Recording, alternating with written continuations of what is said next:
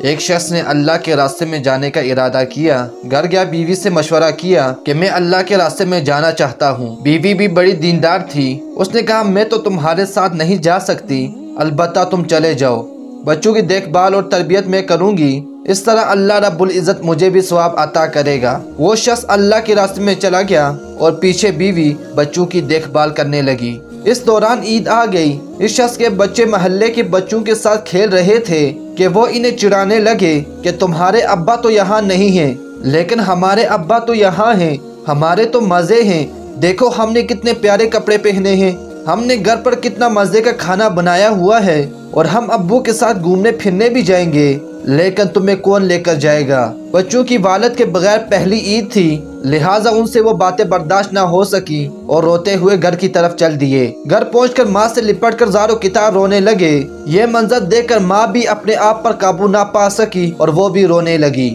جب رونے سے فارغ ہو گئے تو ماں نے بچوں سے کہا، دیکھو بچوں، محلے کے بچوں کی آج عید ہے اور 2 دن بعد ختم ہو جائے گی، لیکن ہماری عید تو جنت میں آئے گی، وہ ہمیشہ تازی رہے گی اور بڑھتی رہے گی۔ پھر ماں نے جنت کی نعمتوں کے بارے میں بتاتے ہوئے قرآن مجید کی آیتیں پڑھ کر سنائی، بتایا جنت کے انگور کیسے ہوں گے، جنت کی کھجوریں کیسی ہوں گی، جنت کا دودھ کیسا ہوگا، وہاں کا شہد کیسا ہوگا۔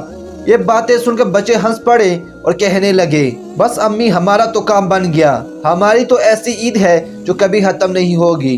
بچے خوش و خرم مسکراتے ہوئے باہر گئے۔ محلے کے بچوں نے دوبارہ انہیں چڑھانے کی کوشش کی تو ان معصوم بچوں نے کہا، ادھر آؤ بیٹھو، میں تمہیں کچھ بتانا چاہتا ہوں۔ سارے بچے بیٹھ گئے۔ بچے بھی والدین کی طرح دین کے دائی تھے، لہٰذا وہ کہنے لگے کہ دیکھو تمہاری عید کل یا پرسوں ختم ہو جائے گی، لیکن ہم نے امی سے سنا ہے کہ ہم کو جنت کی عید ملے گی جو کبھی ختم نہیں ہوگی، وہاں ہمیں طرح طرح کی نعمتوں سے نوازا جائے گا۔ پھر ان معصوم بچوں نے جنت کی نعمتیں ایک ایک کر کے بتائیں اور وہ سارے بچے خاموشی سے بیٹھ کر سنتے رہے۔ محترم عزیز دوستو، آج ہمارے ماحول کے خراب ہونے کی سب سے بڑی وجہ یہ ہے کہ ہمارے گھروں کے اندر دین کا ماحول نہیں ہے۔ ہم گھر کے اندر بچوں کے ساتھ دین کی بات نہیں کرتے۔ یہی وجہ ہے کہ آج ہماری اولاد دین سے بہت دور ہے۔ اگر آج والدین اسی طرح اپنے بچوں پر محنت کریں تو یقیناً ہمارا ہر بچہ دین کا دائی ہوگا۔ ناظرین، امید کرتا ہوں ویڈیو پسند آئی ہوگی۔